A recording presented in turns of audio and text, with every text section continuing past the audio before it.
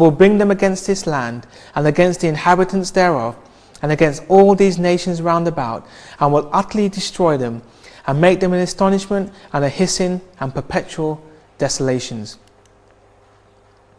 And Ezekiel 26:7, For thus saith the Lord God, Behold, I will bring upon Tyrus Nebuchadnezzar, king of Babylon, a king of kings from the north, with horses and with chariots and with horsemen and companies and much people. The king of the north is spiritual Babylon. In Revelation 17:3, So he carried me away in the spirit into the wilderness, and I saw a woman sit upon a scarlet-coloured beast, full of names of blasphemy, having 7 heads and 10 horns. And upon her forehead was a name written, Mystery, Babylon the Great, the mother of harlots and abominations of the earth. We in Adventism identify this beast as the Papacy. We always refer to it as the whore of Babylon. Why do we make reference to this beast being Babylon? Because when we look at history, whoever controlled the territory of the north was the king of Babylon, the king of the north. Rome became the king of the north, and pagan Rome transitioned into papal Rome. Therefore, papal Rome now became spiritually Babylon, the king of the north. And I saw the woman drunken with the blood of the saints and with the blood of the martyrs of Jesus. And when I saw her, I wondered with great admiration.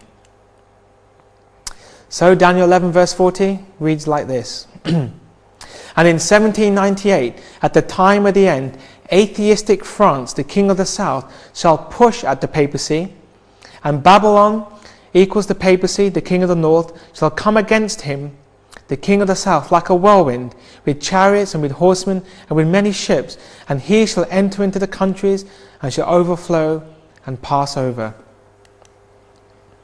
What does it mean then to come against him like a whirlwind?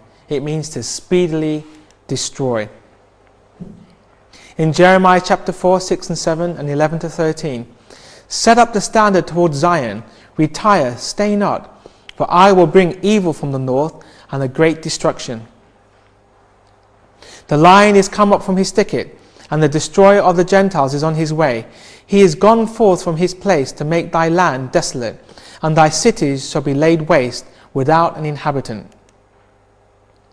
Behold, he shall come up as clouds, and his chariot shall be as whirlwind. His horses are swifter than eagles. Woe unto us, for we are spoiled. Therefore, to come like a whirlwind is speedily to destroy. Chariots and horsemen equals army, equals military strength. Deuteronomy chapter 11 verse 4.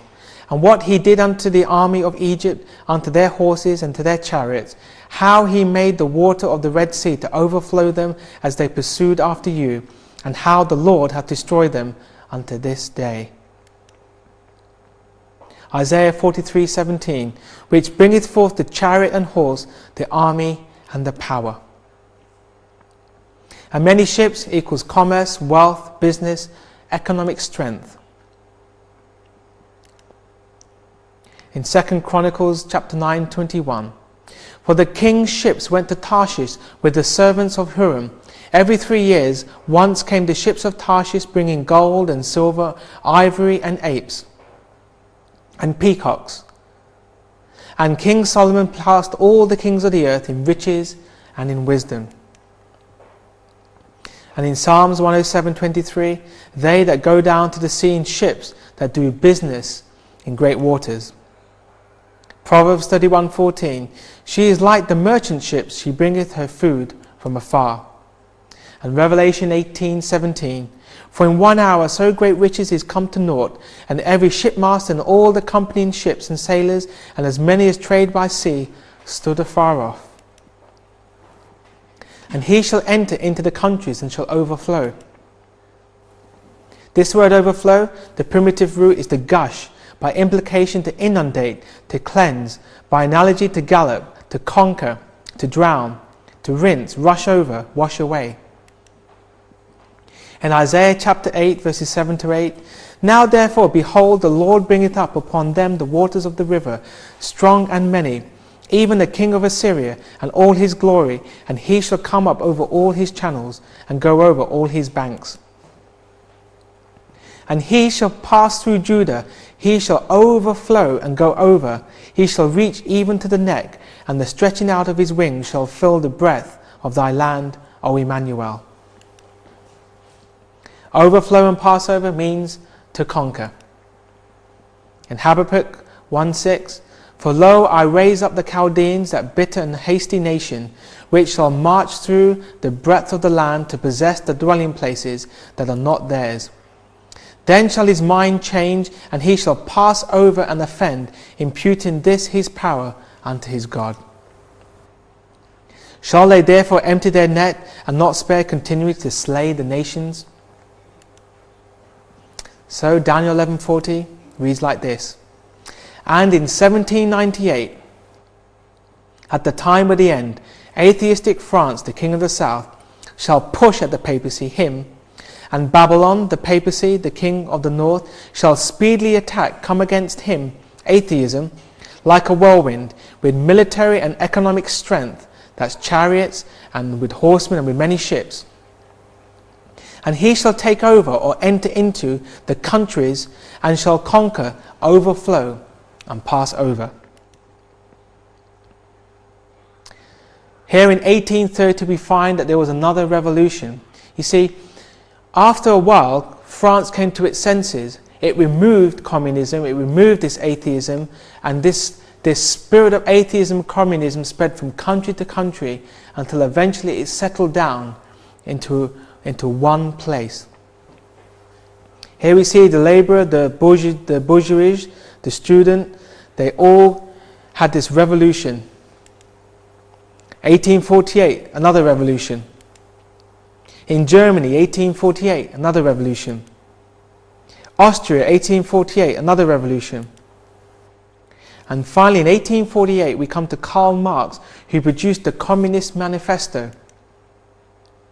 And now, this roots of communism, atheism, it took hold under Marxism, and it took root and grew in the nations of Russia. Here we see the Paris Commune in 1871. And now in 1917 we come to Lenin, Trotsky. And here he outlines this Communist Manifesto and introduces them that we need to have a revolution. They came together, they signed documents, and the revolution of 1917 took place. The Tsar was taken prisoner, and now communism and atheism now had its home place in Russia. Here we see the Central Committee of the Communist Party in 1917. And here we see that communism was birthed and grown in the USSR. The Tsar and his family were executed. And here we see in the same scenario, here we see Lenin brushing away the state, the religious powers, and the men with money to make way for the common man. And then from communism taking root in Russia, it then took place in China and in Cuba and other supporters of the Russian regime. So to come against him like a whirlwind. Here we find in Newsweek magazine, December 25th, 1989, Days of the Whirlwind. Of all the events that have shaken the Soviet bloc in 1989, none is more fraught with history or more implausible than the polite encounter to take place this week in Vatican City. There, in the spacious ceremonial library of the 16th century Apostolic Palace, the Kaiser of world atheism, Mikhail Gorbachev, will visit the Vicar of Christ, Pope John Paul II. Here we see Solidarity, the first independent labor union in a communist country, in Poland. Here they lashed out against communism. And who backed them? The papacy. Here we see Pope John Paul II with his friend Lech Walesa, and they brought down communism in Poland. Here we see Holy Mass in Poland in defiance to the communist regime. In 1981 there was a curfew and prayer meetings in Warsaw was taking place. Here we see the close ties of the church and the union